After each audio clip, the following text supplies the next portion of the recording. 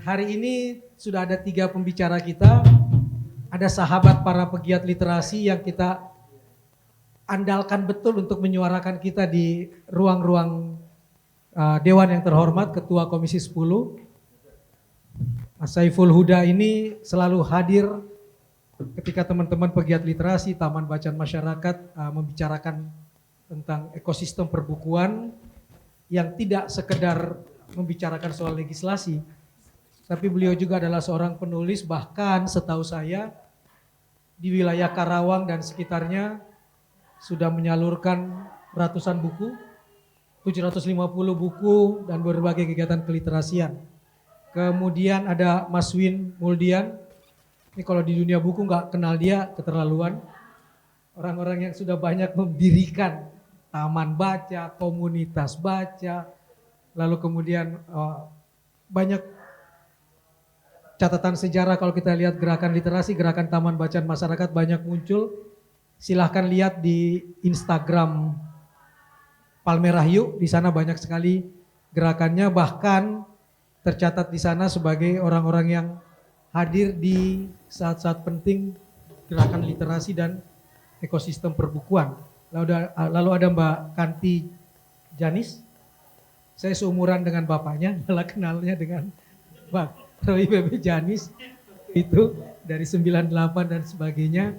Jadi lebih kenal bapaknya daripada anaknya, cuman tahu betul, tahu betul gerakan anaknya, termasuk bersama Win juga ya, lahir dengan gebrakan yang menarik, Baca di Tebet, yang juga bagian dari keterlibatan publik untuk ikut terus menjaga dan memarakkan tidak cuma ekosistem perbukuan, tapi ekosistem literasi secara keseluruhan. Nah, siang ini ada sejumlah penulis juga yang hadir di sini, yang sebelum acara ini pun sudah bersuara apakah pajak yang turun dari 15% ke 6% itu cuma jebakan. Tetap sama susahnya gitu kan, kedar lipstik, atau betul-betul bagian dari upaya untuk menyelamatkan industri perbukuan yang sebenarnya ada di amanah para pendiri bangsa ini, yang sering dilupakan tentang mencerdaskan kehidupan bangsa. Itu yang harusnya jadi poin penting kita hari ini. Nah, saya akan langsung bertanya ke 3 narasumber saya yang sudah sangat kuat kaki-kakinya di lapangan dan di fora legislasinya. Karena itu pertanyaan pertama langsung ke Pak Saiful Huda dulu, nanti dilanjutkan oleh teman-teman. Di mata, saya manggilnya apa ya Mas? Mas Saiful Huda atau Huda? Mas Huda, ya. Nggak berani saya manggil Huda. Yang mulia di depan ada namanya, manggilnya main Huda aja. Mas, apakah dunia perbukuan kita baik-baik saja hari ini? Langsung. Kang Maman, saya Mbak Kanti dan Mas Win dan teman-teman sekalian yang saya hormati, ya saya banggakan. Dunia perbukuan kita sedang memasuki senja. Industri buku kita mati suri hari ini. Ada banyak yang bisa kita bincangkan sebenarnya, tapi saya ingin mengambil angle soal regulasinya, Kang Maman. Yang pertama, sebenarnya pada aspek regulasi, kalau pemerintah bersungguh-sungguh untuk menjalankan, sebenarnya regulasi kita sudah mencukupi. Baik undang-undang menyangkut soal sistem perbukuan, undang-undang soal perpustakaan, ada undang-undang satu lagi, yaitu Undang-Undang Pemajuan Kebudayaan nomor 5 tahun 2019, itu juga punya irisan kuat terkait dengan gerakan literasi kita. Dan ada payung yang besarnya, yaitu Undang-Undang nomor 20 tahun 2003 tentang Sisdiknas kita. Jadi kalau ngomong regulasi emang nggak menarik, tapi kira-kira mandatorinya cukup kuat. Terlebih-lebih di Undang-Undang nomor 3 tahun 2007 soal sistem perbukuan kita itu cukup kuat sekali. Itu yang pertama. Di level regulasi menurut saya oke lah sementara. Walaupun ya dimanapun ketika undang-undang diketok hari ini, hari itu pula sebenarnya tidak relevan. Semenit itu pula tidak relevan undang-undang kita karena laju transformasi dan dinamika di lapangan langsung menjadikan undang-undang itu tidak relevan. Sambil terus kita perbaiki dan minta masukan dari teman-teman, saya kira regulasi yang sekarang ada saya kira mencukupi untuk menciptakan ekosistem industri perbukuan kita. Itu catatan saya yang pertama. Yang kedua, di dalam undang-undang yang ada sebenarnya mandatori kuatnya kan di 2 kementerian, yaitu Kementerian Pendidikan Kebudayaan, Kemendikbudristek, dan Perpustakaan. 2 kementerian ini punya kewenangan yang berlimpah sebenarnya menyangkut soal Perpustakaan itu langsung di bawah presiden, langsung di bawah presiden. secara kelembagaan. Persis. Nah, tapi ada anomali di dalamnya. Misalnya di Kemendikbud, saya berkali-kali menyampaikan ke Mas Nadiem, Mas, secepatnya ambil lagi Balai Pustaka yang dulu otoritasnya sepenuhnya menjadi kewenangan Kemendikbud, yang sekarang dia otoritasnya ada di BUMN dan mati suri nggak bisa ngapa-ngapain. Saya berkali-kali ketemu direksi Balai Pustaka, nggak dapat support pembiayaan sama sekali oleh BUMN, dihidupkan juga tidak. Saya merasa terkait dengan penciptaan ekosistem penerbitan perbukuan ini, saya membayangkan kalau nggak semakin memperburuk senjakala ini, menurut saya pemerintah harus ngambil alih. Balai Pustaka harus dipaksakan ada kewenangannya langsung di Kemendikbud.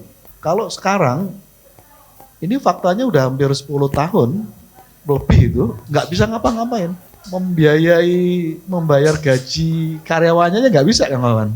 Hari ini, itu Balai Pustaka, penerbitan yang jaya waktu itu, nggak ada karya yang saya kira penerbit yang waktu itu yang bisa selegendaris Balai Pustaka. Dan hari ini ya menjadi betul-betul sudah menjadi fosil menurut saya. Jadi Kemendikbud harus mengambil alih menurut saya. Dan itu tanda kehidupan soal ekosistem perbukuan kita akan membaik. Nah, ketiga senjakala ini semakin agak terasa memang selera anak muda kita, milenial, zenial, tradisi membacanya udah runtuh banget ya, tergantikan oleh tradisi visual dan audio. Jadi anak-anak kita lebih suka nonton YouTube, mendengarkan ketimbang membaca. Dan ini PR yang cukup berat di kita. Selera publik kita nggak relate dengan buku, saya kira perbukuan kita akan mengalami terus senjakala. Nah yang terakhir memang ini perdebatan saya, ini internal kami dengan Kemendikbud sebagai mitra. Saya bersusah payah meyakinkan Mas Nadiem, Mas ajak lagi para penerbit yang sudah puluhan tahun bekerja untuk membangun gerakan literasi. Kepemimpinan Mas Nadiem tidak pernah mencetak buku. Baru akhir-akhir ini pas di saat pandemi COVID Kang Maman, kita bisa ngirim buku ke pelosok gitu. Semua serba digital hari ini. Terlepas itu ya, menurut saya termasuk yang menurut saya buku itu tidak tergantikan oleh digital ya. Menurut saya nggak tergantikan. Nah, saya terus mendorong ke Mas Nadiem pencetakan buku itu penting. Terlepas misalnya itu buku yang sifatnya formal baku untuk sekolah maupun yang di luar itu. Tapi Mas Nadiem tidak mengambil jalur ini. Mas Nadiem lebih suka membangun platform-platform walaupun isinya juga buku, e-book gitu. Tapi ini kan soal akses juga yang agak rumit di lapangan. Teman-teman perpustakaan mengkonfirmasi kepada kita tingkat akses buku di Indonesia ini masih dari 100 anak baru 1. Padahal UNESCO standarnya 3 buku untuk 1 orang ya. Di Indonesia ini 1 buku untuk 100 anak. 1 buku diperebutkan 90 orang di Indonesia. Jadi PR. Nah, itu senjakalanya itu Kang Maman. Jadi kira-kira di situ. Karena menyinggung Balai Pustaka, bisa nggak kita sebut bahwa kekayaan Balai Pustaka itu buku-buku langka dan kuno? Bisa kan? Bisa. Kalau bisa kita sebut di situ, amanah undang-undang sistem perbukuan kita ada di pasal 36. Pemerintah pusat bertanggung jawab di poin G memfasilitasi penerbitan buku langka dan naskah kuno yang bernilai sejarah. Pemerintah pusat wajib, itu kalimatnya di situ tuh. Persis. Dan sekarang fungsi itu hanya bisa dilakukan oleh perpustakaan, Ya, perpusnas kita, tapi sangat terbatas. sangat terbatas. Sangat terbatas. Kami mendorong, misalnya ya, Pak Jokowi concern soal isu SDM. Salah satu leading sektor yang perlu didorong sebenarnya kan salah satunya perpustakaan. Hanya manusia berliterasi tinggi yang bisa membangun peradaban, Kang Maman. Dan manusia yang berliterasi tinggi adalah cirinya punya tradisi membaca. Perpustakaan tidak menjadi lokomotif untuk dapat mandatori dari revolusi mental terkait dengan penyediaan SDM yang terbaik kita. Sama sekali. Anggaran perpus kita habis untuk biaya operasional, kita hanya bisa memperjuangkan per tahun itu 750 miliar. Belum melebihi 1 triliun kan selama ini dananya Kebutuhan perpusnas. Ya. Jadi 750 miliar itu yang dipakai untuk gerakan literasi nggak lebih dari 150 miliar.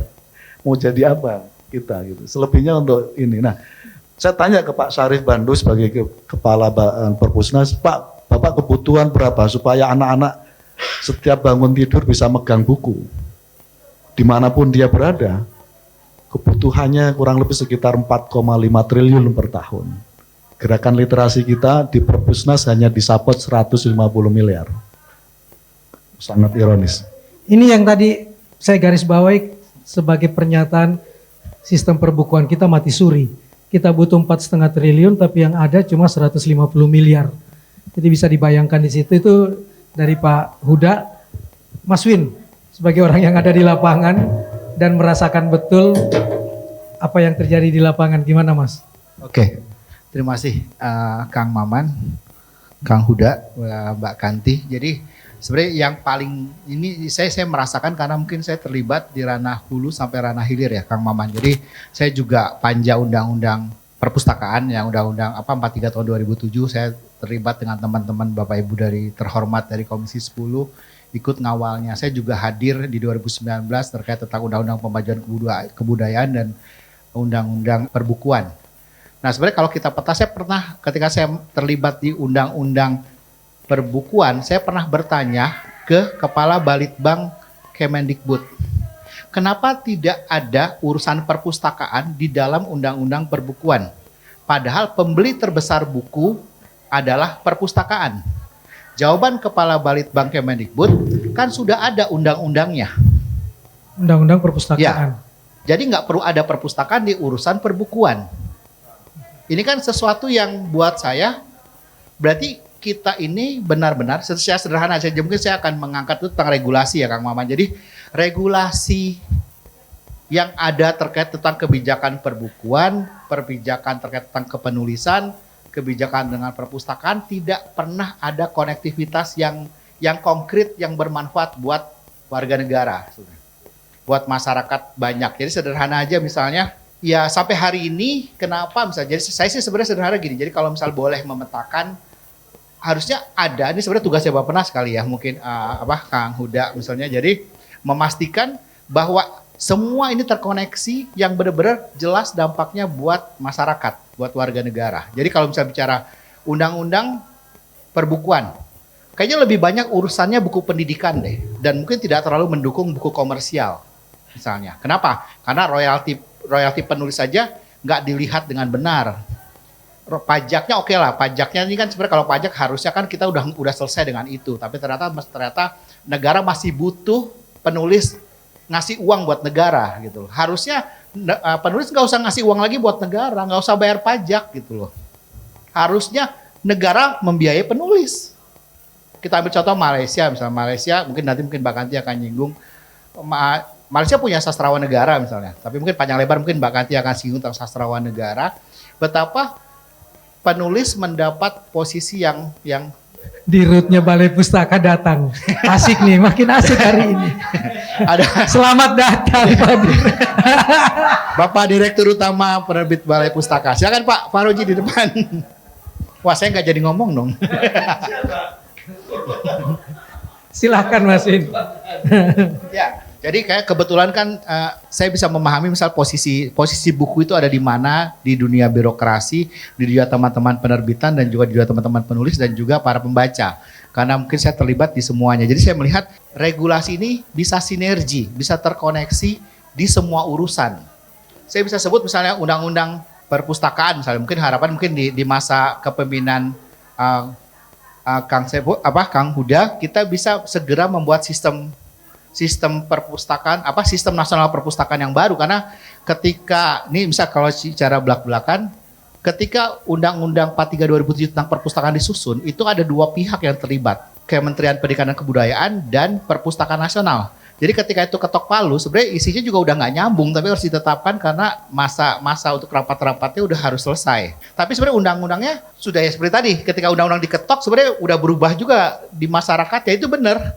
Bahkan waktu itu jadi sebenarnya saat ini karena perkembangan teknologi yang sangat pesat dan juga perubahan pengetahuan pasca pandemi ini juga banyak hal yang baru yang akhirnya kita masuk ke next normal ini harusnya kita harus sikapi lebih jauh lagi. Mungkin saya tambahin dikit ya Kang Maman. Kedua mungkin saya akan mau singgung terkait tentang buku sendiri. Jadi sebenarnya tadi pertama kita kayak hari ini misalnya tadi Pak Nadiem lebih banyak ngurusin buku pendidikan.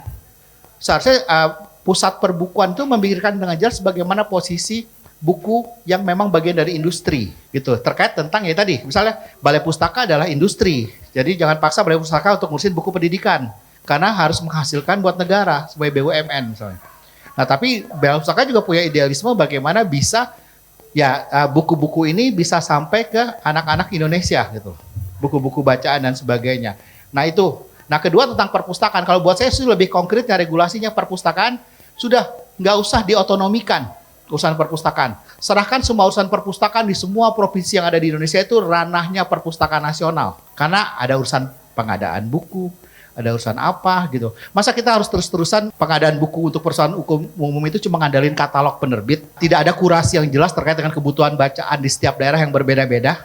Coba deh cek buku-buku yang diadakan oleh perpustas itu di satu daerah. Coba lihat judul-judulnya.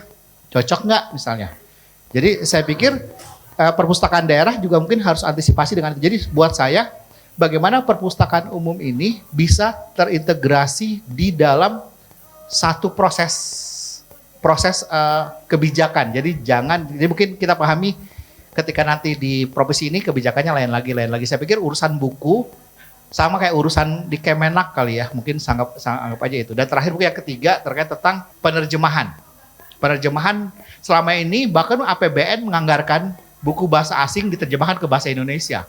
Kenapa nggak berpihak ke penulis ketika misalnya ada penulis-penulis Indonesia yang bukunya diterbitkan oleh international publisher, negara membiayai penerjemahannya untuk terbit dalam bahasa asing. Itu terjadi di banyak negara, tapi itu tidak terjadi di Indonesia. Indonesia ada kalau mau lagi ikut pameran internasional aja, bukan satu yang sifatnya rutin. Jadi saya pikir banyak hal yang sebenarnya secara fundamental menjadi penting untuk mengenalkan karya-karya penting Indonesia dikenal oleh dunia dengan ada dukungan APBN untuk biaya penerjemahan karya-karya masterpiece para penulis Indonesia. Itu dulu, terima kasih. Kalau Mas Win ngomong tentang penerjemahan, kita bisa nanti kulik di Undang-Undang Sistem Perbukuan pasal 45. Lalu payung yang dibicarakan Mas Win itu ada lagi di pasal 40 Undang-Undang Sistem Perbukuan. Pemerintah daerah, kabupaten, kota berwenang menjamin pelaksanaan sistem perbukuan. Jadi kalau yang mengatakan perpustakaan dan perbukuan berbeda, lah ini udah mengatakan harus dijamin kedua-duanya, nggak boleh dipisah.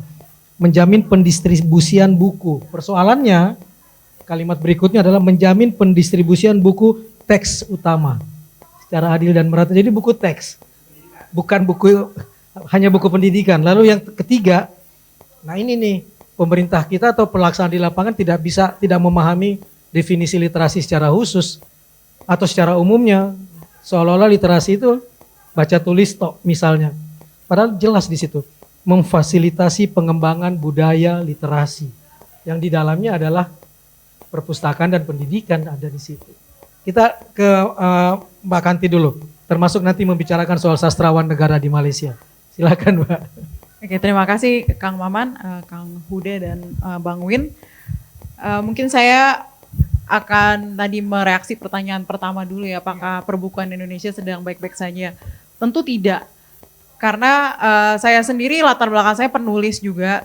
sejak 2006 saya telah menerbitkan novel dan bukan hanya sekedar sebagai penulis, tapi saya juga mempelajari ekosistem di dunia kepenulisan di Indonesia dan juga industri perbukuan. Oleh karena itu, akhirnya saya melihat ini ada konsepsi yang salah tentang bagaimana kita memandang buku, bagaimana kita memandang perpustakaan. Negara ini belum ada konsepsi yang jelas sebenarnya kita tuh butuh penulis untuk apa? Kita butuh menyediakan bahan bacaan itu untuk apa? Kita butuh melindungi pengetahuan utama kita atau pengetahuan lokal kita tuh untuk apa? Jawaban itu mencerdaskan bangsa. Kalau semuanya punya konsepsi yang sama, baik pemerintah maupun swasta, kita punya konsepsi yang sama tentang itu, pasti nggak babaliut seperti sekarang. Karena cukup berantakan ya di teman-teman yang di sini, apalagi di Gramedia di sini penulis pasti banyak melihat ada ketidaksinkronan. Misalnya yang paling mudah adalah penulis sebagai yang memproduksi konten, memproduksi gagasan, itu nasibnya sangat-sangat tidak sejahtera. Jangan diambil cuma 1-2 orang yang penghasilannya udah mungkin miliaran gitu. Itu cuma mungkin 0,00% dari penulis Indonesia, tapi misalnya penulis-penulis seperti NH Dini pun sampai akhir hayatnya sebagai seorang penulis yang sangat produktif, akhir hayatnya tuh menderita gitu, hidupnya tidak sejahtera, masih harus minta sumbangan sana sini, itu kan sangat menyedihkan gitu. Dan saat ini kami juga sedang mengurus juga, balik lagi tadi karena mereaksi soal perbukuan Indonesia yang ekosistemnya tidak jelas ini, maka kami, saya dan Bang Win Muldian, kami mendirikan agensi naskah di bawah Koperasi Penulis Bangsa Indonesia, Indonesian Writers Inc. Agen naskah ini kalau di dunia internasional adalah komponen wajib yang ada di dalam industri perbukuan, tapi di Indonesia tidak dikenal gitu. Yang tugasnya tadi mengurus penulis, mengurus IP-nya penulis, dan kami sedang membantu Ibu Hana Rambe misalnya, sudah usia 82 tahun, dia menulis karya-karya bersejarah tentang Banda, tentang sejarah rempah Indonesia, tapi untuk kehidupan sehari-hari saja dia masih sulit gitu. Dan dia berangkatnya juga dari jurnalis. Harusnya cita-cita sedih seperti ini tidak terjadi lagi. Atau waktu terakhir Remi Silado, bukunya kurang banyak apa, bukunya kurang bagus apa, tapi di akhir hayatnya sakit masih harus minta donasi ke sana sini gitu. Jadi kalau kita mau memajukan perbukuan Indonesia, kita mau mencerdaskan bangsa kita harus mensejahterakan penulis dulu. Kalau nasib penulis yang memproduksi karya ini tidak sejahtera, mana ada karya-karya bagus gitu untuk dibaca. Orang Indonesia ini masih kekurangan konten bagus yang ditulis oleh orang Indonesia sendiri gitu. Jadi kita harus kembalikan lagi konsepsinya apa gitu. Kita mau ngapain? Mau bikin penerbitan atau bikin perpustakaan nasional, itu untuk apa? Untuk siapa dan tujuannya apa? Apakah hanya untuk menguntungkan beberapa kalangan gitu dengan buku-buku proyek, udah pasti kebeli, jadi kontennya udah nggak dilihat lagi. Itu yang saya lihat di lapangan selama ini. Jadi ya asal aja gitu, ya produksi buku tapi isinya udah nggak dilihat lagi. Yang penting yang ini nanti di proyek masuk nomenklatur bisa kebeli gitu. Mungkin bicara soal tadi sastrawan negara, kita harus meningkatkan harkat penulis seperti yang dilakukan oleh Malaysia. Mereka punya pujangga atau sastrawan negara yang mereka itu hidupnya memang di support negara gitu. Itu bisa sampai miliaran mereka diberikan bantuan gitu. Bukan bantuan ya, kayak gaji gitu. Seperti gaji tetap, dan bukan cuman merekanya aja tapi keluarganya juga gitu, dikasih biaya pendidikan, kalau sakit udah ditanggung gitu. Jadi dimuliakan, mungkin seperti atlet ya. Kalau di Indonesia sekarang atlet nasibnya udah agak lebih baik belum? Paling tidak kalau ada yang menderita tahu mau kemana induknya, ada Kemenporanya. Nah, tapi kalau penulis nggak tahu mau ke Perpusnas atau mau ke Kemendikbud, nggak jelas. Dan yang lebih menarik satu, nggak tahu Pak Huda tahu atau tidak, ada 88 profesi yang boleh ditulis di KTP. Paranormal ada, penulis tidak ada. Silakan buka profesi yang boleh ditulis di KTP. Iya betul. Nggak ada kata penulis, Iya, tapi betul. paranormal ada. jadi jangan tanya payungnya lagi di mana, tapi ini fakta yang nyata gitu loh. Berarti kan profesi ini tidak dianggap penting, padahal penulis Oh itu penting, ketika kami dikejar-kejar pajak kan bukti penting. betul. Kecuali bagian itu. Selamat datang Mbak Debra, Mas Dodo. Iya. Jadi ya mungkin itu dulu pembukaan dari saya. Tapi intinya kalau kita mau mencerdaskan bangsa ini, mulai dulu dari mensejahterakan penulis. Itu menarik. Terima kasih teman-teman Alinea berkumpul banyak, ada Mbak Debra segala. Saya kalau kemana-mana disuruh berpantun di depan, nggak penting nyari pantun hari itu. Karena melalui pantun dengan santun itu, sudah ada bukunya yang menulis Direktur Utama Balai Pustaka, Mas Ahmad Fahroji. Selamat datang Mas. Nanti harus bicara juga karena kita bicara sistem perbukuan dan ekosistem perbukuan, Balai Pustaka menjadi salah satu monumen yang gak boleh dilupakan di Indonesia. Nah tadi kira-kira tanggapan Mas Huda tentang di KTP bahkan tidak ada profesi penulis? Iya, saya baru nyadar ini Kang Maman. Itu sama halnya profesi atlet baru kita dorong sebagai sebuah profesi yang diakui itu setelah kami bikin revisi Undang-Undang Keolahragaan tahun 2022. Jadi atlet itu selama ini posisinya dianggap sebagai hobi aja. Dan negara tidak memberikan fasilitasi apapun. Karena itu kita sering lihat atlet kita menjual medalinya gitu di masa tuanya karena nggak dapat fasilitasi apapun dari negara. Saya kira tidak terlambat saya kira kalau penulis suatu saat kita revisi undang-undangnya, penulis sebagai profesi yang harus di... Kang Huda mungkin mau usul, kan mumpung lagi ada revisi undang-undang perbukuan nih saat ini kan, dan kemarin juga saya terlibat bicara bulan lalu di Undang-Undang Sistem Panja Perbukuan. Literasi, saya bicara di Komisi 10. Kenapa nggak bareng-bareng digodoknya gitu loh, jadi nggak perbukuannya sendiri, perpustakaannya sendiri. Yuk itu dua undang-undang kita kawal bareng gitu, jadi saling berhubungan, jadi nggak sendiri-sendiri mungkin usul saya. Mumpung masih... Boleh Mas Win, nanti coba kita ini. Jadi sebagai informasi memang kita lagi ada Panja Literasi juga, Kang Maman. Ya. Sudah berjalan 2 kali masa sidang. Ini terus kita perpanjang karena kita undang kementerian yang menurut kami punya irisan kuat dengan gerakan literasi. Ada sekitar 12 kementerian. Yang datang 2 kementerian Kang Maman. Padahal 12 kementerian itu ada amanah untuk mendukung gerakan literasi. Persis. Perundang-undangannya kan? Problemnya itu. Jadi saya kembali ke tadi, pertanyaan tadi, atlet saja baru kita akui, baru kita recognize keberadaan mereka sebagai profesi itu baru setelah kami bikin revisi Undang-Undang Keolahragaan bulan Februari ditetapkan 2022. Saya kira soal penulis saya setuju. Saya buka Undang-Undang Perbukuan tidak ada kata profesi penulis. Nggak ada ya? Makanya di IKTP pun ini nggak ada. Alpa berarti. Oke, saya setuju. Ini sepatnya didorong. Yang kedua, saya merasa sebenarnya gini, Mbak Kanti. Saya setuju penulis ini dapat atensi yang serius dari pemerintah. Apakah mungkin sangat banyak skema sebenarnya? Saya berkali-kali misalnya ngomong ke Mas Fe sebagai Dirjen Kebudayaan. Dana abadi kebudayaan kita itu per tahun itu kan ada kurang lebih sekitar 72 miliar. 275 miliar Kang Maman. Dari dana abadi tiap tahun. Jadi karena dana abadi itu kan diputer lalu dapat keuntungan tuh per tahun ya kira-kira itu dari ini. Nah, saya membayangkan salah satu sosok yang melestarikan kebudayaan kita sebenarnya kan penulis. Saya membayangkan dari alokasi segitu aja, mungkin nggak kita mulai dari tahapan kecil tuh Mbak Kanti misalnya, 50 miliar sepenuhnya untuk kesejahteraan para penulis kita. Itu bisa sebenarnya. Jadi soal keprihatinan tadi Mbak, itu sudah sempat saya sampaikan ke Mas V. Kenapa tidak dana Indosiana itu, dana kebudayaan kita itu, coba aja sengaja dialokasikan khusus untuk para penulis kita. Gitu. Persoalannya gini Mas, nomenklatur undang-undang kan tegas nama harus disebutkan ya. Sehingga begitu bicara dana kebudayaan, pasti budayawan dan sastrawan diutamakan dibanding penulis. Karena nggak ada kata penulis dibunyikan di undang-undang.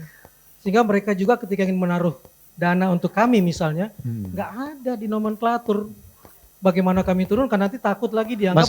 kalau Kang Maman, kalau ada Ya. political will, Ya, itu bisa disinkronisasi itu akunnya oleh Mbak Bu Sri Mulyani sebenarnya. Sangat mungkin.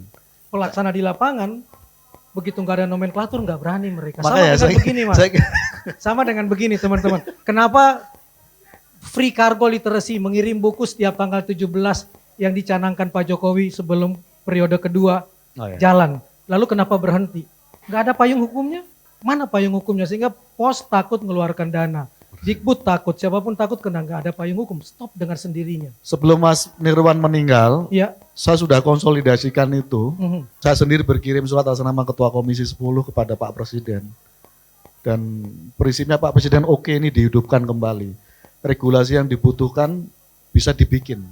Itu perjuangan terakhir saya dengan Mas Nirwan dan kita sangat sangat bela sungkawa. Saya berharap ketiadaan Mas Nirwan masih bisa di follow up oleh birokrasi karena waktu itu sudah di follow up, diminta oleh KSP untuk memfollow up.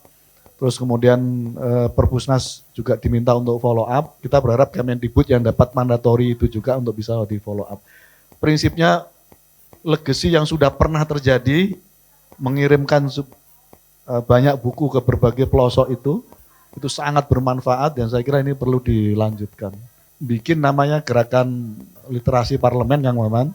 Jadi teman-teman sekalian anggota dewan itu dari tingkat pusat sampai kabupaten kota itu jumlahnya 18.000. Saya menyerukan gerakan moral literasi parlemen itu saya minta mereka menyisihkan gajinya per bulan untuk beli buku, mendonasi buku 5 buku. 5 buku kali 18.000 Kang Maman.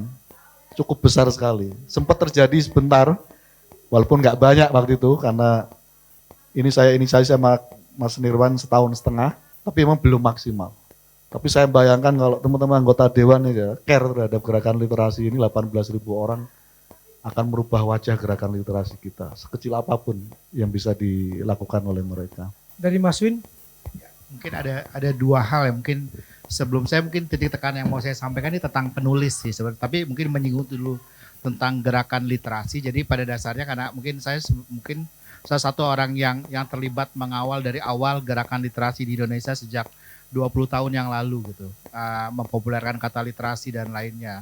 Nah, sebenarnya pada dasarnya gerakan ini akhirnya kan kalau misal boleh lebih jauh, gerakan ini akhirnya punya tafsir yang sangat beragam di tengah-tengah para penggeraknya sebenarnya.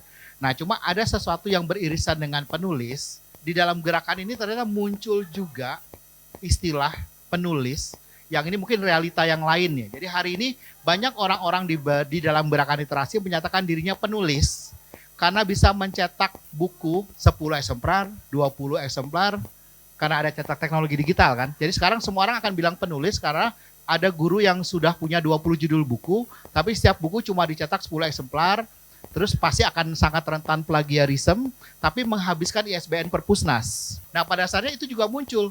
Di sisi lain, di pendidikan tinggi juga banyak sekali penulis urusannya tapi targetnya untuk masuk ke Scopus dan sebagai sebuah bisnis yang lain lagi di pendidikan tinggi. Nah ketiga, penulis juga banyak berkeliaran di birokrasi tapi bukan penulis. Tapi proyek untuk bikin panduan ini, panduan itu, semuanya nulis. Tapi tidak melibatkan penulis yang sebenarnya. Jadi pada dasarnya sebenarnya dunia penulisan tuh ada di tengah-tengah kita semua, tapi kok nggak ada karya yang menjadi capaian baru ya di dunia pengetahuan Indonesia. Kenapa tuh semua pengulangan. Berarti karena penulis malas bikin karya bagus, jangan-jangan karena memang tidak ada ya sesuatu yang memang bisa dia dapat untuk dia lebih sejahtera dengan profesi dia sebagai penulis. Jadi terjujur saja sebenarnya hari ini profesi penulis itu tren banget di kalangan halayak terutama guru dan dosen. Dan bukan juga di birokrasi, ada birokrasi menulis juga kan. Dan birokrasi menulis terus jadi bikin buku, tapi bukunya nggak bisa dibeli karena dicetaknya cuma sedikit. Nah itu realita industri buku yang lain yang ada di tengah-tengah kita di luar bisnis buku yang sebenarnya atau industri buku yang sebenarnya. Nah itu juga PR lain, sebenarnya banyak banget yang harus kita bereskan yang namanya buku, penulis, gara-gara ada teknologi cetak yang canggih hari ini. Profesi penulis-penulis yang ada hari ini pun pasti akan kelima. Saya ingat ya, mohon maaf, mungkin saya nanya ke teman-teman saya berkreasi, literasi digital. Kok nggak ada teman-teman asosiasi penulis yang dilibatkan di literasi digital, kan udah ada mak-mak blogger katanya sebagai profesi penulis. Itu kan komunitas. Nah, jadi itu sesuatu yang sebenarnya kita harus memperjelas posisi penulis, profesinya, karyanya, rezekinya, tugasnya, fungsinya, perannya. Karena penulis itu ada di mana-mana, di mata anggaran kementerian manapun pasti ada honor kepenulisan, tapi nggak sampai ke penulis yang sebenarnya. Itu. Dan berikutnya mungkin saya mau menegaskan lagi, misalnya kalau misalnya tadi ada Kang Huda bilang tentang dunia perbukuan hari ini gitu loh. Jadi sebenarnya mungkin kita hari ini harus belajar dengan dunia penerbitan Indonesia tahun 50-an yang jelas ideologinya. Saya merasakan misalnya ada buku Che Guevara yang baru terbit dalam bahasa Inggris di tahun 59, tahun 60 sudah terbit bahasa Indonesianya. Di penerbit yang ideologinya sama dengan Che Guevara misalnya. Pada saatnya hari ini mungkin dunia penerbitan Indonesia tidak punya landasan ideologis yang jelas akhirnya, tapi mengikuti selera pasar. Nah sebenarnya banyak penerbit-penerbit bagus, LP3S segala macam misalnya, yang menerbitkan karya-karya penting, tapi memang hari ini susah untuk populer. Kenapa? Karena konten positifnya tidak terbangun di tengah-tengah masyarakat. Jadi konten-konten yang menyenangkan lebih banyak hadir di tengah-tengah kita, yang akhirnya memang transaksinya besar jadinya, bestseller dan sebagainya. Tapi harus ya ada intervensi negara, kalau misalnya tadi menyinggung tentang Dirjen Kebudayaan. Saya pernah ngomong ke Bang Fei, saya pernah ngomong ke Pak Restu Gunawan. Harusnya, nih mohon maaf, dana Indonesiana itu bisa memapping konten apa yang kosong di dalam pengetahuan atau buku atau karya di Indonesia. Itu yang harus dibiayai. Bukan nanti semuanya cerita tentang Borobudur lagi, semuanya ngomong Bandanera lagi, semuanya ngomong apa lagi, terus berulang. Kita harus petakan ada konten-konten yang penting yang harus dibiayai untuk menjadi bagian bibliografi Indonesia. Makin kelihatan nih lubang-lubang di dalam regulasinya. Karena dia tadi menyebut, Mas Win tadi menyebut ISBN, saya cuma ingin nanya, emangnya ada gunanya buat kami ISBN? Buku kami terlindungi dengan ISBN? Oke. Ayo, jangan dari sisi pengacara nih. Kalau saya udah dapat ISBN, saya tidak terjepit di antara pajak dan bajak. Ya sebenarnya ISBN nggak terlalu banyak gunanya, dan itu juga membuktikan kenapa kita nih nurut aja disuruh bikin ISBN, suruh bikin ISBN. Pernah nanya nggak ISBN tuh muaranya di mana? Siapa yang nampung data-data itu? ISBN itu kan ditampung di Inggris. ISBN itu mulai wajib itu tahun 65. Di situ kita mulai bertanya, sebenarnya kepentingan mereka apa ngumpulin data kita? Katanya untuk kepentingan kemudahan nomor panggil buku gitu. Kayak buku saya yang ada ISBN-nya bisa langsung diketik ada di ada di toko buku di Inggris gitu kan? Enggak juga gitu. Dan kalau kita apply ISBN itu kita harus masukin bahasa Inggrisnya kan judulnya gitu. Seperti juga pertanyaan-pertanyaan saya, kenapa setiap nulis karya ilmiah abstraksinya harus bahasa Inggris gitu. Ada apa gitu kan? Tapi kita boleh belajar juga di situ bagaimana dunia mereka tuh sangat menghargai pemikiran. Setiap pemikiran mau dalam bahasa apapun, mau dari negara manapun, pelosok manapun, itu penting untuk dikumpulkan, untuk dikompilasi. Makanya mereka saat ini masih menguasai dunia gitu. Dimungkinkan nggak negara kita sendiri bikin ISBN sendiri? Menurut saya harusnya bisa, dan ISBN itu bayar ya. Jadi kalau selama ini gratis itu ditutupin oleh negara. Gitu. Kita sendiri nih sekarang pada hari ini mau mengajukan ISBN, kita bisa tinggal ke websitenya aja, kita bayar. Kemarin saya udah cek berapa ratus dolar gitu kita bayar, kita dapat 10 nomor ISBN. Jadi nggak perlu lewat Perpusnas gitu. Perpusnas selama ini menutupi biaya ISBN itu. Ini kita harus jadi pertanyaan-pertanyaan gitu. Untuk apa sih sebenarnya gunanya? Oh iya. Nggak nyambung tentang ISBN, karena kebetulan kan saya memang sarjana ilmu perpustakaan. Ini juga di sini ada Ade Farida dari Library of Congress untuk urusan Asia Tenggara ya. Oke.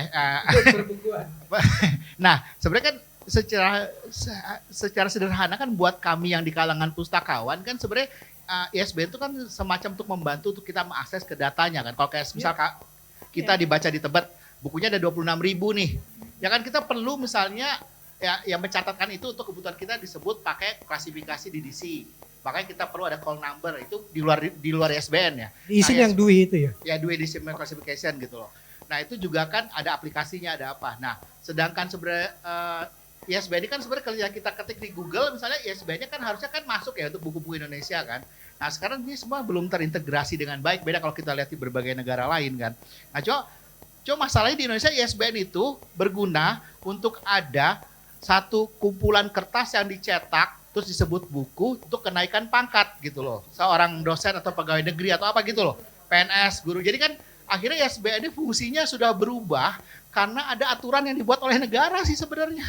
Syarat negara untuk kenaikan pangkat bukunya harus ber-ISBN katanya gitu loh. Sementara penerbit kesusahan dan Iya, kesulitan ISBN. Dan mengakses. nanti kita kan punya stok cuma berapa loh, misalnya berapa 999.000 ISBN. Ntar lagi kan 1 juta ISBN kita habis, masa kita mau pakai nomor negara tetangga Papua Nugini gitu nomor ISBN-nya? Beli Kan nggak sendiri mungkin. bisa. Iya, tapi itu contoh betapa akhirnya. Ini kayak minta Itu kuota dulu deh. haji ke negara lain.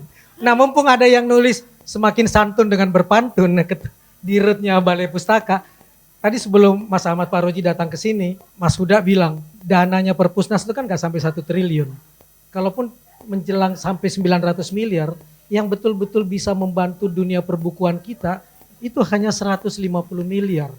Sementara untuk membuat setiap anak begitu melek pegang buku, itu butuh 4,5 triliun. Baru kita bisa bersaing seperti Finlandia yang satu warganya pegang 30 buku, sementara orang Indonesia satu buku diperebutkan oleh 90 orang. Balai Pustaka mendapat berapa, Mas? Indah berkembang bunga cempaka, Cakep. sinar rembulan penghias angkasa.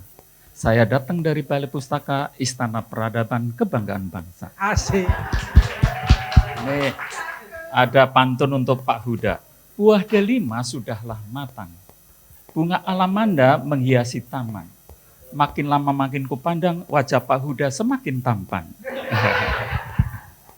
Jadi Pak Huda, waktu Pak Muhaimin Iskandar datang ke Balai Pustaka, saya bilang kami adalah anggota PKB, Partai Kebangkitan Balai Pustaka. Jadi mau tidak mau Pak Muhaimin, Pak Faisal Risa datang, pokoknya Balai Pustaka tolong dibantu, hubungi Pak Huda gitu. Dan saya tahu hati Pak Huda itu setiap saat mau membantu Balai Pustaka, tapi belum ketemu rumusnya gitu. Nanti mudah-mudahan sering ketemu rumusnya. Kalau pertanyaan Kang Maman, tadi disebutkan ada Bang Fe. Bang Fe itu komisaris utama Balai Pustaka, Pak. Sudah hampir 1 tahun. Tapi sampai Dirjen Kebudayaan ya. Dirjen Kebudayaan yang katanya pegang dana abadi. Tapi sampai hari ini 2 tahun berturut-turut Balai Pustaka sedang tidak baik-baik saja. Jadi bahasa Jawanya nol putul dapatnya. Ya. Jadi oleh karena itu tentu diplomasi mengenai nasib perbukuan, nasib penulis, termasuk nasib Balai Pustaka.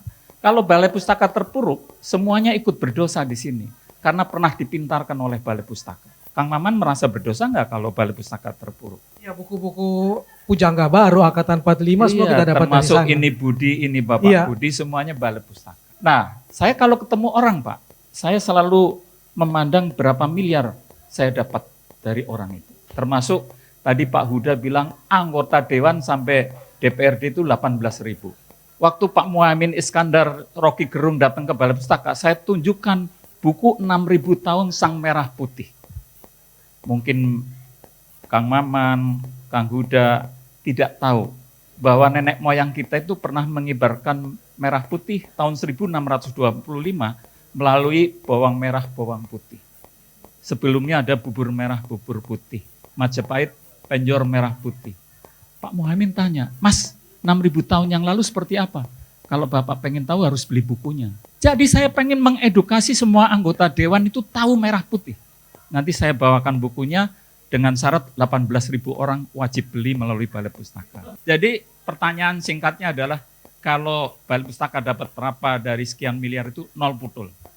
Jadi Betul-betul nol. nol putul. Padahal orang menganggap Balai Pustaka itu sebagai organnya negara. BUMN pasti kecipratan. Selama ini megang beberapa kali BUMN kan, berarti Balai Pustaka ini yang paling miskin. BUMN yang pernah ditangani. Ya, jadi Balai Pustaka sekarang dianggap industri kelas 5. Tapi saya pernah menjual buku Pak, laku 8 miliar yang saya tulis. Jadi serunya perjalanan bersama Pak Menteri, Bu Menteri gitu. itu testimoni seluruh dirut. Saya jualnya pakai jaksa Pak, diinjak dan dipaksa. Baru dapat 8 miliar. Kalau melalui mekanisme retail, pasar umum itu susah. Jadi nasib penulis itu kan bergantung dari pasar retail. Mbak Kantini keliling, saya ke Jepara kampung saya, ibaratnya bedah buku, jualan buku. Laku apa enggak? Paling mereka ya rata-rata pengen gratisan juga kan. Ya agak sulit Pak Huda. Jadi nanti mungkin melalui diplomasi budaya, diplomasi tentang perbukuan, mudah-mudahan nasib penulis, nasib penerbit makin bagus, termasuk penerbit negara. Kami sampai sekarang sampai membuat film. Sebentar lagi film Siti Nurbaya. Dulu Novia Kolopaking, sekarang pasti yang milenial. Nanti mudah-mudahan yang hadir di sini bisa nobar bersama saya untuk nonton film Siti Nurbaya. Sudah jadi dan siap tayang. Awan putih saling berkejaran, Asik. angin perlahan menyebut hujan. Terima kasih Bapak Ibu sekalian sudi mendengarkan penuh perhatian. Makasih Mas. Tadi Nanti nggak saya- disebut angkanya loh Mas Iya. Ahmad Faroji. Kalau Perpusnas itu kan hampir 1 triliun. Iya. Balai Pustaka dananya dikasih berapa? Jadi nol putul. Saya mendekati Perpusnas. Aku maksa terus nih Iya. angkanya keluar. Melalui Pak Huda saya diminta mendekati Pak Perpusnas lah. Ada anggaran pustaka digital macam-macam. Tapi masuk angin di tengah jalan. Selalu kita bidding kalah, apa kalah gitu. Dan sampai sekarang Perpusnas pun masih belum Pak Huda.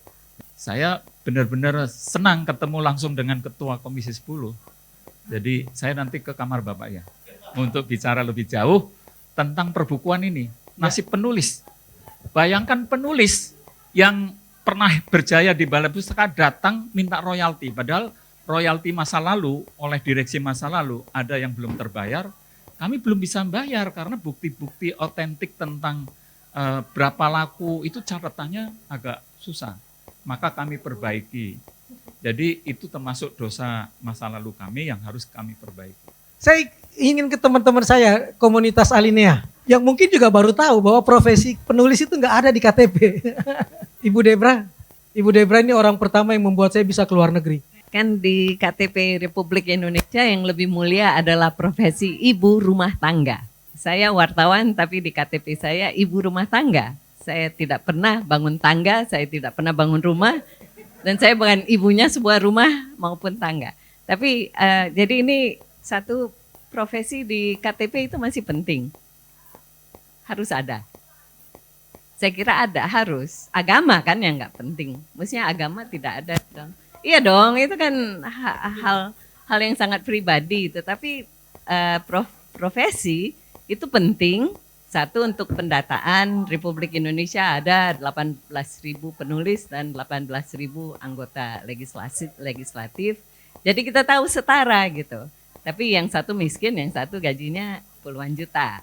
Nah, jadi yang menarik juga, Mas Maman, wartawan itu termasuk penulis bukan ya? Di KTP masih ada reporter. Ya. Jadi masih enak tuh ada kalimat reporternya. Jadi wartawan bukan profesi.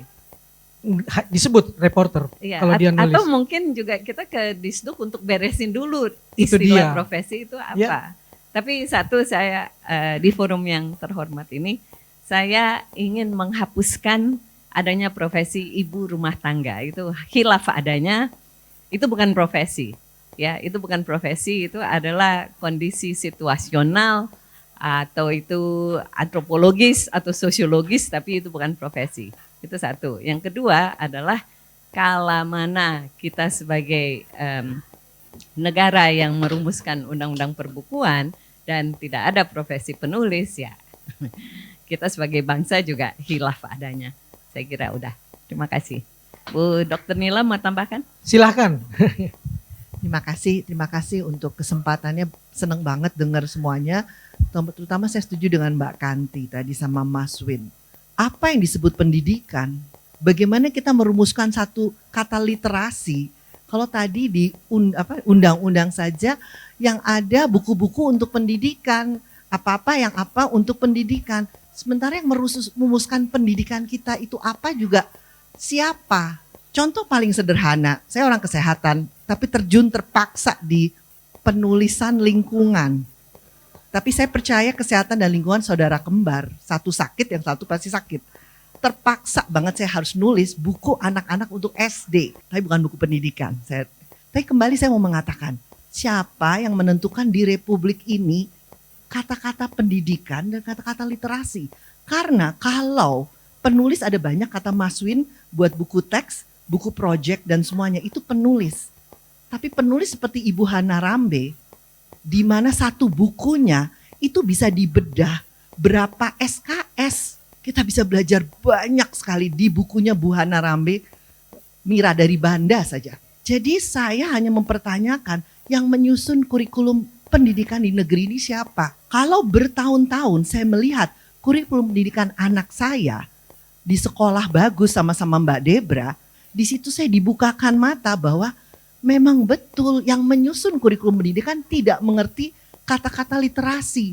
Jadi kalau buku ajar tadi banyak penulisnya, tapi apakah buku Bu Hana Rambe itu harusnya masuk dalam bacaan wajib untuk misalnya SMP atau SMA.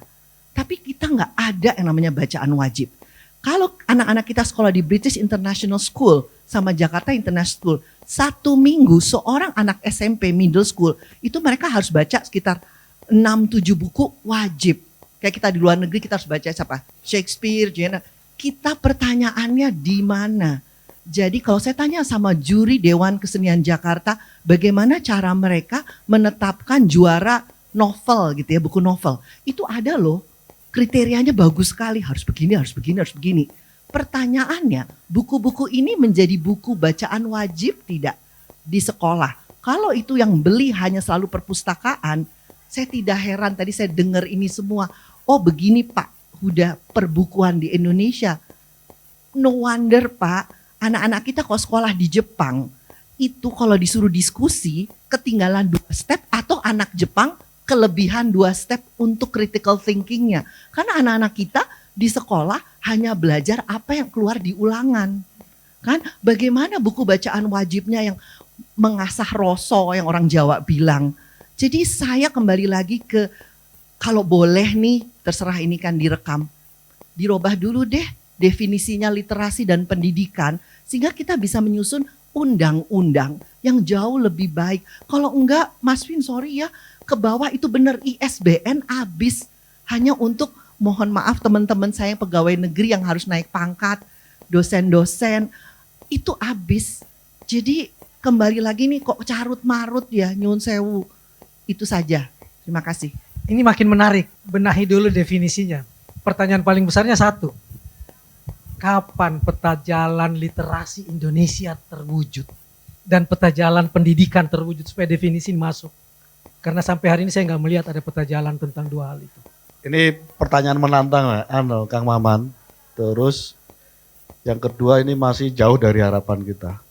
Pemerintah menyusun RPJPN yang berlaku 20 tahunan, tidak menjadikan pendidikan sebagai misinya. Bisa kita bayangkan, indeks rata-rata sekolah kita Bu masih 8,6 tahun. Jadi 71% bangsa ini anak-anak mudanya baru lulusan SMP.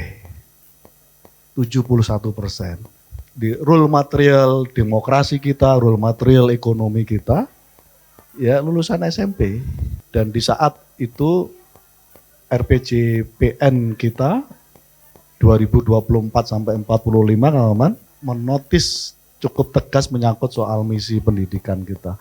Pendidikan kita hanya menjadi sub dari apa yang disebut sebagai transformasi sosial, yang di dalamnya ada menyangkut soal isu kesehatan dan isu pelayanan sosial. Saya sedang berjuang, saya kira melalui forum ini saya ingin mengajak juga, mumpung ada waktu, kita bersama-sama untuk merubah, menjadikan pendidikan sebagai arus utama 20 tahun yang akan datang. Kalau enggak saya kira kejadiannya tidak sebagai urusan wajib, jadi opsional lagi akhirnya nanti pendidikan kita. Itu artinya tahun 2045 Indonesia emas itu bayangan saya, Indonesia masih akan dibayang-bayangi oleh anak-anak muda yang baru lulusan SMP juga. Karena tidak mendapatkan perhatian yang lebih. Roadmap kita itu tiba-tiba, Ya. Kang Maman, belum ngomongin soal roadmap roadmap yang soal literasi dan seterusnya. Roadmap soal pemuda kita juga belum selesai dirumuskan juga. Jadi ini PR menurut saya. Jadi Artinya peta jalan literasi dan peta jalan pendidikan harusnya menjadi salah satu yang mendesakkan di Indonesia hari ini. kita ingin peta jalan pendidikan harus menjadi misi utama ke depan. Jadi RPJPN kita full urusannya soal ekonomi. Itu sudah pernah ditagih DPR ke Pak Nadiem kan? Itu yang revisi undang-undang. Yang revisi. Saya minta Mas Nadiem sebelum revisi Undang-Undang Sisdiknas tahun nomor 20 tahun 2003 ini, Kemendikbud bikin peta jalan pendidikan. Mas Nadiem nggak memberikan itu. Dan akhirnya makanya sampai hari ini kita stop revisi Undang-Undang Sisdiknas revisinya. Selama belum ada peta jalan itu kami nggak mau membahas. Itu penting. Kalau enggak jadinya nggak jelas apa yang disampaikan oleh Ibu betul tadi itu. Jadi peta jalan pendidikan kita sampai hari ini belum ada. Boleh. Sedikit ke Ibu, langsung saya cari loh profesi di KTP yang ada Mbak. Di nomor 2 tuh statusnya bukan ibu rumah tangga sekarang, mengurus rumah tangga. Jadi berarti boleh laki, boleh perempuan di situ. Sementara reporter nggak ada, tapi di 44 sudah ada wartawan. Di profesi ke nomor 44. Itu saya lihat link di Tempo, tapi sekali lagi profesi penulis nggak ada. Mungkin saya jujur-jujuran dulu misalnya. Jadi 2004, 2005 itu saya dilamar jadi PNS Kemendikbud. Saya mau kasih kesaksian bahwa saya 14 tahun PNS di Kemendikbud dan baru mengundurkan diri jadi PNS 2019. Dan saya terlibat di semua regulasi terkait dengan literasi, bahkan mungkin menggagas beberapa seperti gerakan literasi sekolah dan sebagainya. Dan kebetulan 2016 itu saya pelaksana harian gerakan literasi nasional dan kita sudah mengembangkan yang nama peta jalan. Peta jalan terakhir kita kawal di Menko PMK sebenarnya. Cuma ini kan bicara tentang sektoral. Nah ini sektoral kan. Yang ini kementerian yang ini punya sendiri. Kementerian ini punya hari ini aja mungkin literasi digital tafsirnya Kominfo dengan tafsirnya Perpusnas itu berbeda. Itu yang bicara tentang sektoral nih gitu loh. Ya gimana kita mau memberikan hajat hidup orang banyak atau mencerdaskan kehidupan bangsa kalau masing-masing punya tafsir sendiri-sendiri gitu loh. Sampai ke titik bahkan kita sudah bahas waktu itu sampai ada semacam perpres terkait tentang literasi itu yang kita kawal di waktu saya pelaksana harian gerakan literasi nasional itu. Nah di posisi itu jadi ada sesuatu yang sebenarnya ini di mana ya? Jadi sisi lain misalnya, mohon maaf, misalnya Kemendagri bisa gandeng-gandengan dengan UNICEF untuk bikin regulasi literasi untuk Pemda. Sendiri lagi. Saya paling nggak saya bisa menyebut ada 3 yang saya inventarisir yang saya nggak buka. Ada yang boleh saya buka ada 13 program literasi di 13 pemerintahan pusat. Misalnya bahkan Bank Indonesia punya program literasi untuk mencegah inflasi. Bisa sampai kayak gitu. Kemenq aja punya literasi yang OJK, literasi yang di pajak, lain lagi. Literasinya kalau mau disebut banyak banget. Itu ada 12 kementerian lembaga yang bicara tentang itu, ya, tentang literasi. Itu. Nah, sebenarnya ini posisi Bappenasnya di mana gitu loh. Untuk membuat perencanaan gitu. Mungkin Itu belum termasuk Bappenas yang 12 oh iya, ya. itu Bappenas lain lagi. Bappenas ganti deputi, ganti tafsir. Gitu juga. Jadi sebenarnya kita nonton kan jadinya. Mohon maaf, jadi saya ngerasa akhirnya saya lebih memilih mendingan saya main lagi di luar pemerintahan untuk berteman dengan pemerintahan. Tapi hari ini boleh jujuran misal Kang Huda, saya saat ini lagi ngawal ini di kementerian sekarang saya lagi ngawal buku bacaan bermutu untuk pemulihan pembelajaran. Kalau buat saya kenapa saya ikut terlibat karena ini adalah buku-buku yang dipilih untuk fondasi pengetahuan untuk anak-anak ini masuk ke bacaan-bacaan yang memang sesuai minat mereka. Hari ini jangan kasih anak-anak itu semua bacaan. Buat anak-anak itu punya bacaan yang menjadi bagian dari kapasitas dirinya. Itu yang harus kita kawal. Bukan membaca apa saja, tapi membaca yang sesuai dengan menjadi pilihan hidup mereka untuk masuk ke dunia kerja.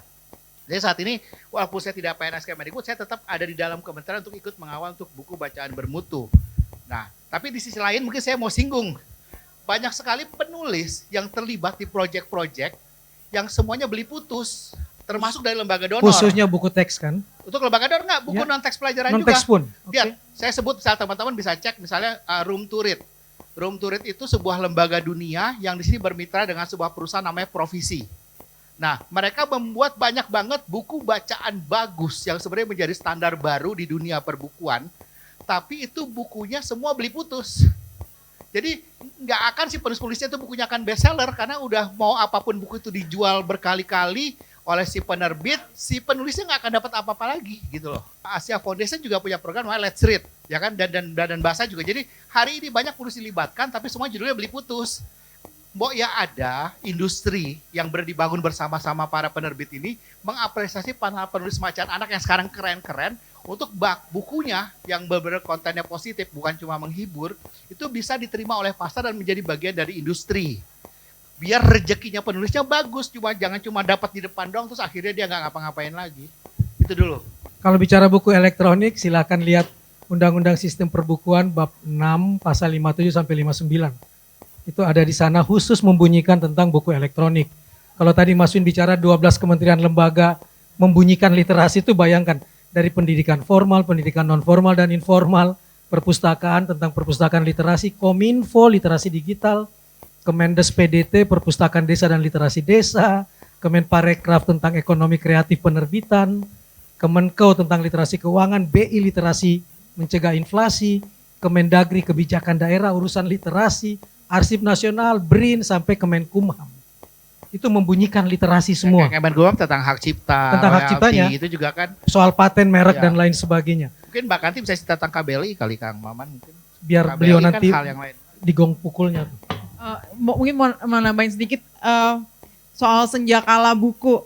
Ini kalau senjakala buku dan juga senjakala anak-anak muda tidak suka membaca lagi, itu saya sebenarnya tidak setuju gitu ya. Jadi kan senjakala ini dihubungkan dengan orang-orang tidak lagi suka membaca buku cetak.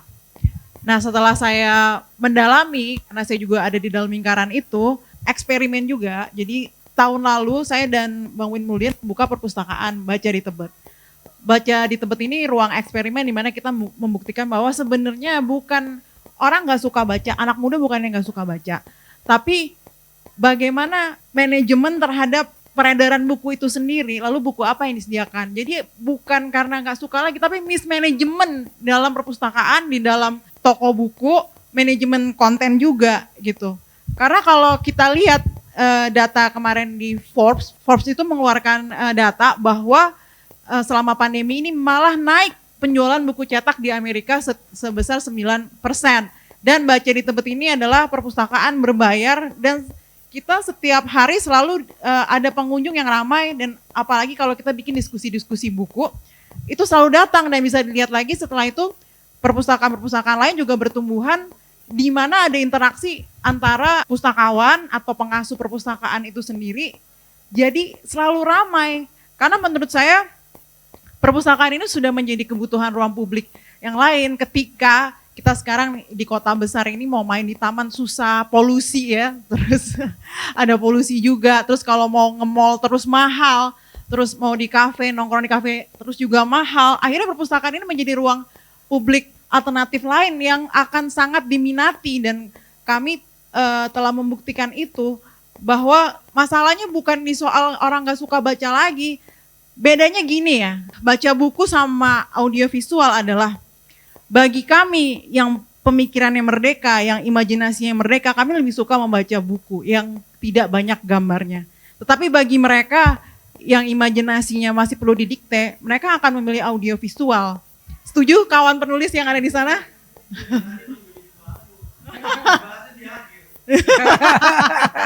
Iya, karena kayak Langsung misalnya semangat. kalau kita baca Harry Potter terus kita nonton film ya, atau kita baca Memoir of Geisha, kita lihat kok kayak gini jauh banget gitu.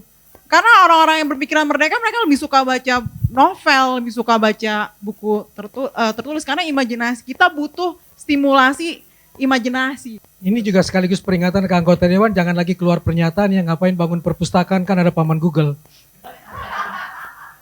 Langsung ketawa mas udahnya. Dan buku digital di Indonesia itu juga tanya penerbit, tidak lebih dari 3% kok kontribusinya sampai hari ini. Tetap buku cetak. Mas Airen penulis muda mau bertanya, silahkan mas. Assalamualaikum warahmatullahi wabarakatuh, selamat sore. Senjakala industri buku, jangan-jangan cara berpikir kita yang senjakala. Industri bukunya enggak. Bercerita dari zaman kita tinggal di goa, sampai kita mengendarai onta, sampai hari ini pakai Tesla, sampai besok naik kendaraan antariksa, cerita akan tetap ada. Jangan cara kita memandangnya yang salah. Kita nggak ganti kacamata nih. Novel-novel alternate universe booming banget sekarang. TikTok menghubungi penulis-penulis muda, saya, teman-teman saya, untuk masuk ke TikTok. Kita diinsentif, bukunya dikasih diskon sekian besar, sekian puluh ribu untuk satu buku. Saya mengumpulkan komunitas-komunitas kayak Bookstagram, BookTok, BookTweet itu saya kumpulin, saya jembatani ke TikTok untuk, karena kami juga bosan mas ngelihat platform kami isinya pargoy mulu gitu. Jadi ternyata mereka mau gitu. Jangan-jangan cara kita membaca itu yang senjakala bukan ceritanya gitu. Coba saya dengan teman-teman datang ke perpustakaan di sekolah terakhir menjelang pendakian di Gunung Papandayan. Kamu apa bacaan terakhirnya? Jawabannya Disney. Ini cerita yang S itu siapa? Elsa. Cerita Elsa. Frozen. Wow. Kamu tahu Sang Kuryang? Siapa itu? Tidak tahu. Kamu tahu Malin Kundang? Enggak tahu juga. Ternyata di perpustakaannya tidak ada. Itu sekolah terakhir sebelum pendakian, jadi guru-gurunya mau ke kota juga susah. Semacam susah. Kenapa bisa tahu Frozen? Karena abang-abang yang jualan mainan, naik sepeda sampai depan sekolah dia jualan komik-komik kecil. Ya, yang kedua, itu tadi, akses kebacaan itu yang tidak ada. Kita lihat Twitter, Instagram, TikTok, cerita apa aja spill rame. Cara kita memandang jangan-jangan. Pustakawan sekarang 1, 2, 3 orang mulai modern, mulai main TikTok, mulai seru nih. Mas Win kalau ditampilkan di TikTok kayaknya juga seru nih mas. Bapak yang dari Balai Pustaka tadi puisi itu pak, pantun itu pak. Bapak pajang di TikTok, rame yang lihat anak muda pak. Balai Pustaka kan yang tahu angkatan bapak saya. Yang tahu, adik-adik saya udah nggak tahu. Tapi bapak muncul itu tadi di TikTok, rame itu. Lucu, keren juga ya berpantun kayak gini gitu. Bulan September depan, itu tepat 10 tahun saya jadi penulis novel. 2013 saya skripsian nerbitin novel. Nggak ada yang baca pak. Karena cara memandang saya tadi, saya diundangnya ke acara-acara yang lemes gitu. Terus saya mempromosikan, saya melihat penulis-penulis itu juga nggak mempromosikan karyanya. Ya udahlah yang senior aja menjaga jarak gitu. Maksudnya tidak mencoba merelevankan dirinya gitu. Nah di karya keempat, kelima, keenam, bertemannya ya sama Bang Radit akhirnya, bertemannya dengan Di Lestari, dengan Bang Terelie, dengan Kang Maman gitu. Akhirnya berani bicara.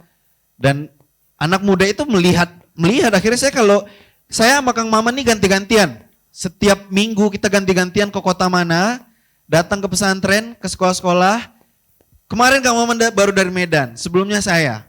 Satu pesantren itu 1.000 orang, 2.000 orang pegang buku kita. Anak-anak SMP, SMA yang haus bacaan. Persis tadi seperti yang Kak Kanti mention, bahwa bacaan itu, orang baca buku itu tetap ada sebetulnya. Mengarah ke tadi, sempat dicolek sedikit soal royalti penulis, kan baru turun tuh katanya 6%. Walaupun sebetulnya kalau benar pajak turun pajaknya 6%. dari 15 ke 6, walaupun kalau benar-benar dihitung, saya kebetulan kuliahnya ekonomi Pak dulu Pak. Jadi ketika pajak diturunin jadi 6%, kalau itu bukan final, ujung-ujungnya bayar pajaknya lebih gede. Ke pertanyaan Kang Maman, 10 tahun saya untuk jadi penulis penuh waktu Pak, baru bisa mencapai angka yang lumayan membahagiakan. Saya berkeluarga, beristri, punya 2 anak. 10 tahun, ya dari tahun ke-8 saya baru bisa mandiri dari kepenulisan. Bayangkan kalau saya mungkin full time-nya jadi YouTubers gitu atau TikTokers. Begitu ya, terima kasih. Terima kasih Mas Eren. Saya setuju tadi, semua yang disampaikan bahwa konteks senjakala itu saya setuju karena perbedaan cara melihat saja. Terus tadi Kang Maman, pendidikan kan konteksnya investasi sebesar apapun. Saya setuju, termasuk ini yang sedang kita godok nanti dalam revisi Undang-Undang Sisdiknas Kang Maman. Saya menyebutnya money follow student. Anggaran 20% kita, yang itu setara dengan 671 triliun per tahun, itu nggak nempel ke anaknya, Kang Maman. Itulah lalu kenapa peserta didik kita yang jauh di sana, ya dia tidak menikmati anggaran 20% pendidikan kita, karena tidak money follow student. Jadi habis untuk pembiayaan yang lainnya. Jadi saya setuju menyangkut soal, saya kira kita butuh terobosan yang sungguh-sungguh menyangkut soal ini, termasuk memberikan money follow student itu kira-kira poin salah satunya adalah anak-anak dikasih uang untuk membeli buku setiap tahunnya bisa beli berapa. Catatan saya yang kedua Kang Maman, setiap hari di sekolah kita itu seluruh Indonesia terjadi kekerasan dan bullying di sekolah itu trennya naik tinggi. Per hari bisa mencapai 100 lebih terjadi kekerasan yang sifatnya udah agak, yang sekarang sudah masuk ke ranah hukum. Sampai ada yang meninggal, sampai ada yang jadi korban dan seterusnya. Itu terjadi karena memang tadi itu yang saya sebut senjakala dalam konteks anak-anak kita lebih suka mengkonsumsi YouTube yang relatif kontennya belum diisi oleh teman-teman kira-kira begitu. Nah, itulah kenapa dalam berbagai diskusi terakhir saya sampaikan ke perpustakaan, saya bilang kita perlu perbanyak bahan bacaan buku sastra ke depan supaya mengasah tadi disampaikan oleh Ibu, mengasah rasanya dia gitu. Hari ini anak-anak mudah berujar kekerasan karena jarang membaca buku sastra. Dan alhamdulillah 2 tahun ini perpustakaan mencetak buku sastra yang cukup banyak sekali.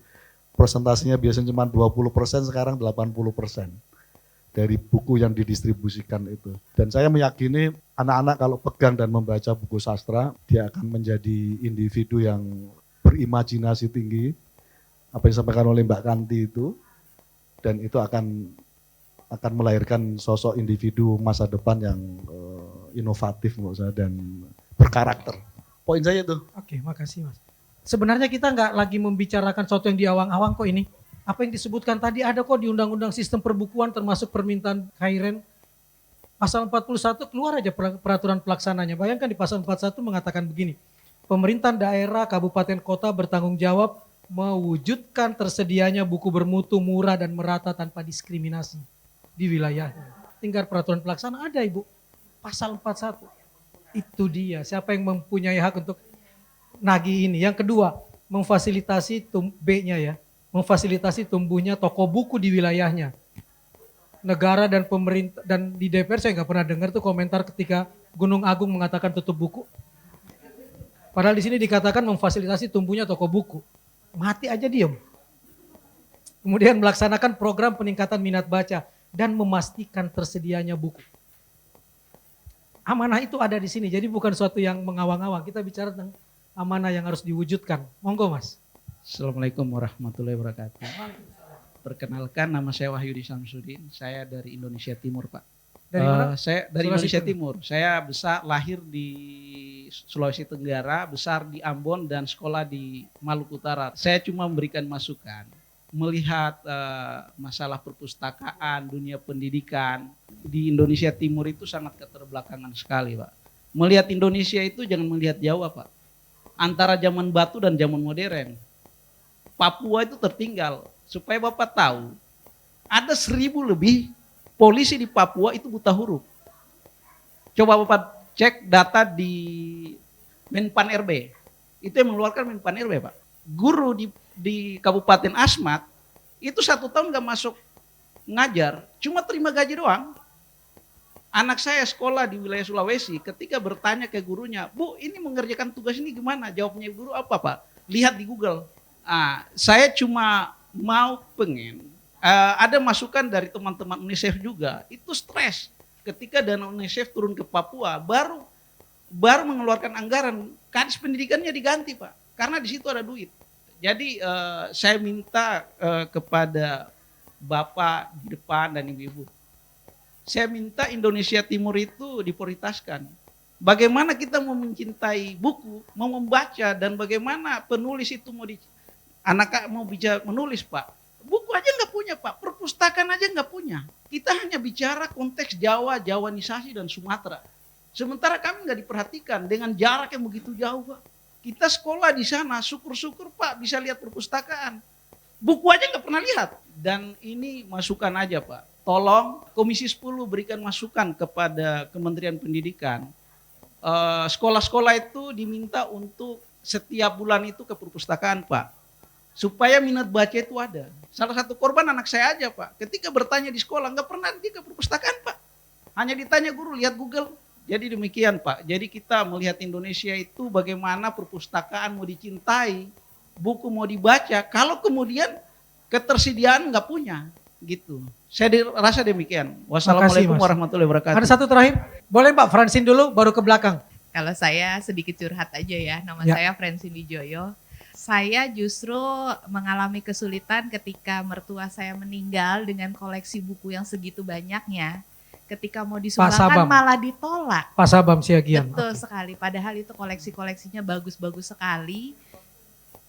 Nah itu dia, waktu itu akhirnya kebingungan kita menyalurkan. Karena kita juga nggak mungkin kan baca segitu banyak. Nah inilah yang kayaknya selain literasi dari tadi, kan bicaranya adalah bagaimana kita memperbanyak buku ya, memperbanyak perpustakaan. Tapi ketika kita mau menyumbang ke perpustakaan pun ditolak.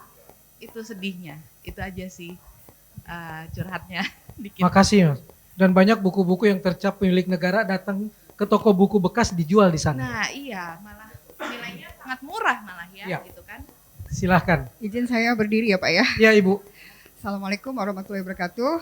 Selamat sore Bapak Ibu semua. Saya Rafita Mary. Mungkin juga termasuk yang ikut memperhatikan bagaimana literasi kita. Pak Huda bicara tentang literasi tidak bisa lepas dari buku. Jadi literasi dan buku itu adalah dua sisi mata uang. Jadi kalau hari ini kita punya undang-undang perbukuan, tapi kita tidak bisa mendefinisikan bagaimana literasi yang dimaksud, itu sama saja kita melihat buku di permukaan saja. Saya kira mungkin di tingkat negara kita perlu melihat buku dalam dua perspektif, Pak. Ya, kalau di kota seperti Jawa tadi yang Bapak sampaikan ini, mungkin saja kita bisa melihat buku sebagai produk industri, sehingga kita harus kompetisi, kita harus bersaing dengan ya berbagai macam ketentuan. Tapi ketika kita melihat buku sebagai jembatan peradaban, itu tugas negara. Tidak bisa diperlakukan seperti industri. Kalau tadi ada di Indonesia Timur, tidak kebagian buku, itu karena perspektif kita melihat buku sebagai produk industri. Kita tidak melihat buku sebagai sebuah misi peradaban. Harusnya Indonesia Timur bisa mengenal bagaimana diri dia sendiri dari bacaannya. Suatu hari saya datang ke Gramedia, saya lihat ada buku namanya produk teknologi namanya Talking Book. Mungkin pernah lihat ya. Talking Book bahasa Cina, bahasa Prancis, ya kan? Lantas saya sempat hubungi produsennya. Saya bertanya, kenapa kamu nggak bikin Talking Book Indonesia? Buat apa, Bu? Buat teman-teman saudara-saudara kita di pelosok belajar bahasa Indonesia. Supaya mereka bisa kenal kalau memang tradisi lisan mendengar itu lebih peka di dalam daya ingat mereka. Talking book bahasa Indonesia sediakan. Negara yang beli kasih itu ke pelosok. Supaya orang tahu ini A bunyinya, ini Bu bunyinya. Ini Sa bunyinya dan seterusnya. Sehingga mereka pelan-pelan juga bisa beradaptasi dengan bahasa Indonesia. Ini misi peradaban, tidak bisa kita lihat ini sebagai kerja industri. Dan saya mungkin berharap Pak Huda, kalau betul ada undang-undang perbukuan sekarang sedang direview, sekalian kita definisikan literasi di dalam undang-undang itu. Sehingga itu mata uang itu lengkap nilainya, dua sisi itu lengkap nilainya. Nah, ketika masuk ke ranah undang-undang ini, maka semua lembaga negara juga harus membuat turunannya. Undang-undang perbukuan sudah ada sejak tahun berapa? 2017. Sampai hari ini tidak ada permen yang menerbitkan tentang buku di dunia mereka masing-masing, hanya Dikbud. Hanya Dikbud. Baru Bagaimana? ada PP-nya Ibu. Permendikbud ada tentang buku. Ya. Nah, lalu PP-nya sudah ada. Ya. Harusnya Mendagri juga concern. Saya harus menerbitkan buku yang jadi concern di lingkup Mendagri. Saya harus bisa punya permen di lingkup Kemenparekraf misalnya atau Kemendes. Diterjemahkan sesuai dengan misi dan visi masing-masing kementerian.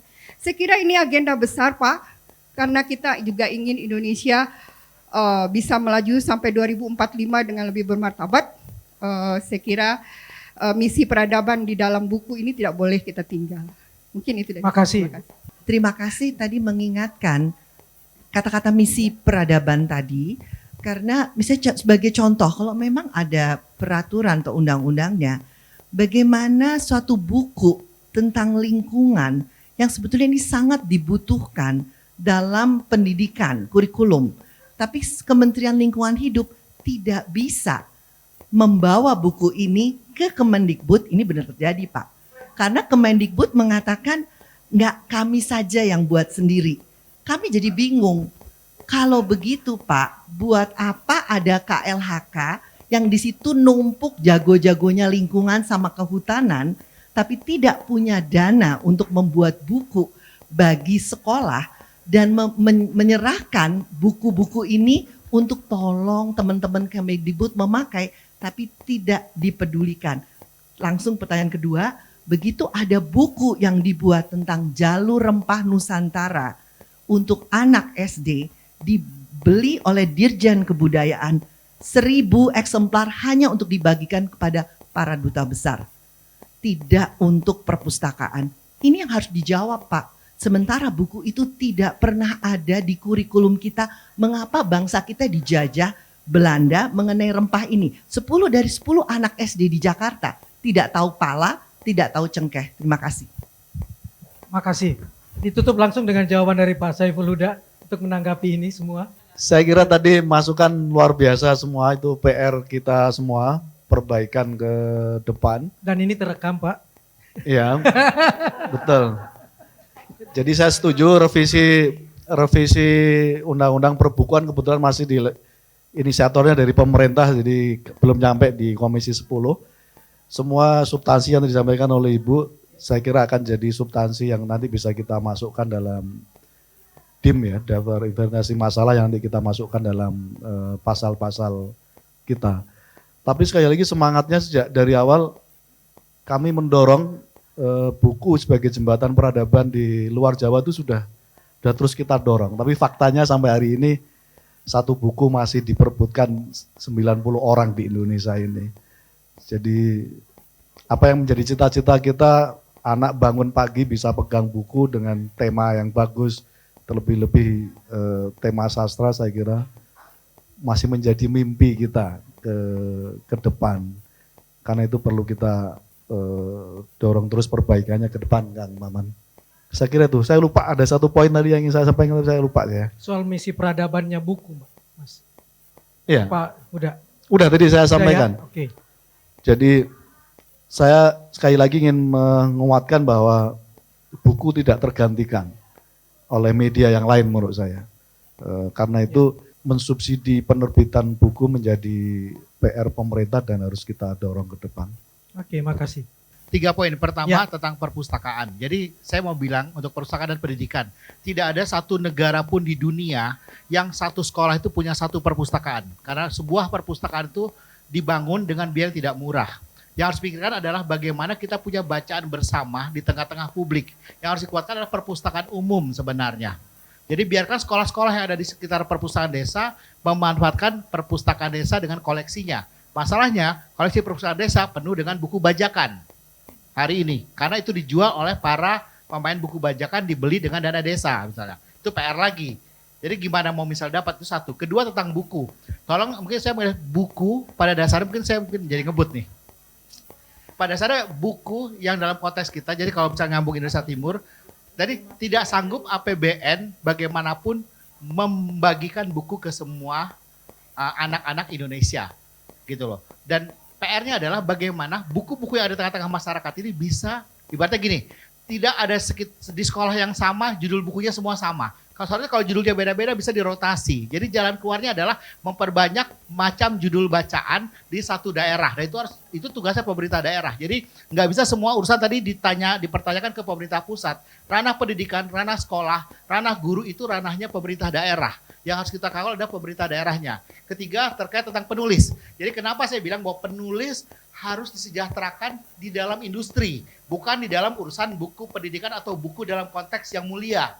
Tapi adalah penulis sebagai sebuah profesi gitu. Jadi saya penulis harus masuk ke industri buku yang sangat baik misalnya. Posisi, jadi saya garis bawahi di sini seorang Haji Mas Agung itu dia Di samping dia membangun toko buku Gunung Agung, dia juga mengembangkan perpustakaan nama Perpustakaan Idayu. Bahkan mungkin dia lebih duluan membuat bibliografi Indonesiana daripada perpustakaan nasional di Indonesia. Dan itu kesadaran dari masyarakat sipil. Nah sebenarnya pada dasarnya sebenarnya kita yang hadir di semua dari unsur masyarakat, yuk kita duduk bareng, kasih usulan-usulan, dan birokrasi pun juga harus menerima usulan-usulan dari kita semua, bukan hanya urusan kepentingan. Jadi sebenarnya udah jelas sebenarnya bagaimana anak Indonesia menjadi hidupnya lebih baik dengan pengetahuan yang mereka miliki ke depan. Itu tantangan kita hari ini. Makasih. Oke, makasih Mas Win.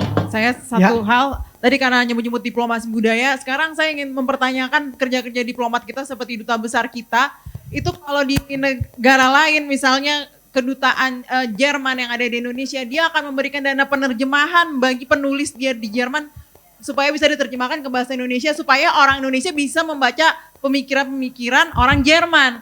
Dan selama ini para duta besar kita, saya kurang jelas kerjanya apa gitu, kerja diplomasinya apa selain bikin festival yang sewaktu-waktu kadang-kadang gitu. Karena saya juga pernah tinggal luar negeri 2 kali di dua negara berbeda gitu, dan kebanyakan bedanya di duta besar Indonesia dengan duta besar di negara lain. Kebetulan saya punya perbandingan karena om saya orang Vienna, dia duta besar Austria.